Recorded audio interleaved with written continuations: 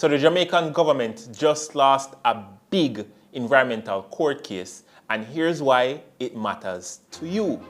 There's a stretch of mountain on Jamaica's north coast, tucked between the towns of Rio Bueno and Discovery Bay. Locals call it the Dry Harbor Mountain. Scientists call it one of the most ecologically significant places in the Caribbean.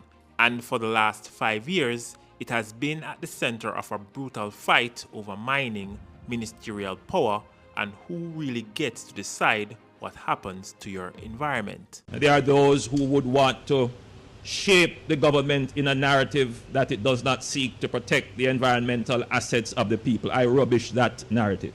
Last week, a Jamaican court delivered a landmark ruling. The government lost, and the implication stretches way beyond one mountain.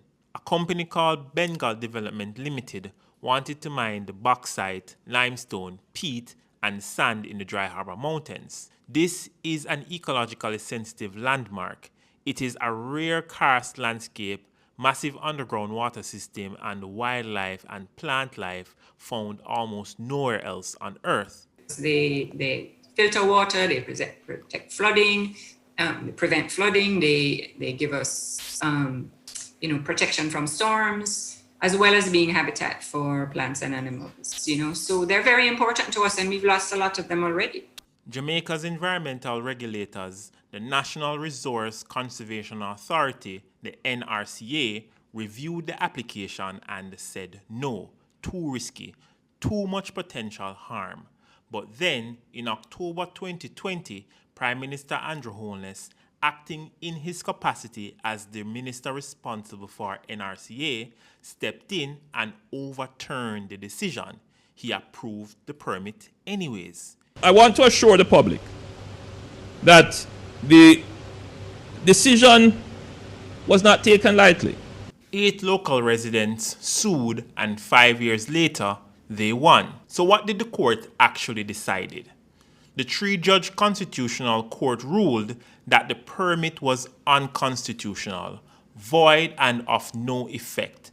The court found that the mining was likely to breach residents' constitutional rights, their rights to a healthy environment, and to the protection of their ecological heritage. But here's the part that really matters. The court didn't just say the environment was important, it drew a clear line around how much power a minister has to overturn an independent regulator. The judge acknowledged that a minister is allowed to disagree with a regulator. That's not the issue. But this is the key point. If you're going to overrule an expert body, you need to show your work. You need a clear, reasoned, evidence-based justification, and you need to explain it publicly. In this case, there was no such documents, no written reason. The Prime Minister simply said yes, where the NRCA said no. Nobody was told why. The ruling lands right in the middle of a much more bigger political fight happening here in Jamaica right now. The government has pushed a bill called the National Reconstruction and Resilience Authority Act, designed to fast-track reconstruction after Hurricane Melissa devastated the island. NARA will have special powers to accelerate development approvals as well as procurement, enabling the execution of resilient infrastructure projects at a scale and speed this country has never seen before. But critics, civil society groups, the opposition, legal scholars have raised alarm because the bill would give the Prime Minister sweeping power to override regulatory bodies with limited to no accountability. And guess what, people? The Senate just passed it. The Senate has approved the controversial National Reconstruction and Resilience Authority NARA bill, with the government using its majority to reject opposition amendments targeting additional oversight.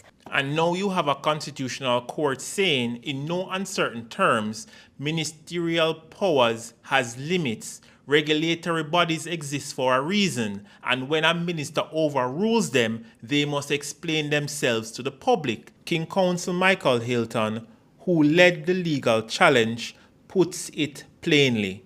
You're entitled to come to another view, but you need a good reason, a demonstrably better reason than the body you're overruling. So what happens next? Well, the government is saying that they're going to appeal it. It is my understanding that the Attorney General's chambers, they will be appealing. That's my understanding. In terms of timeline on that, I can find that out and get that back to you.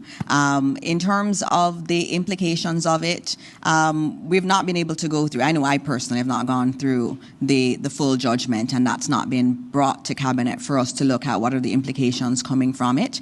But what I do understand is that from my discussions with the Attorney General is that the ruling will be appealed. So the fight isn't quite over just yet. But the Bengal ruling has already done something significant.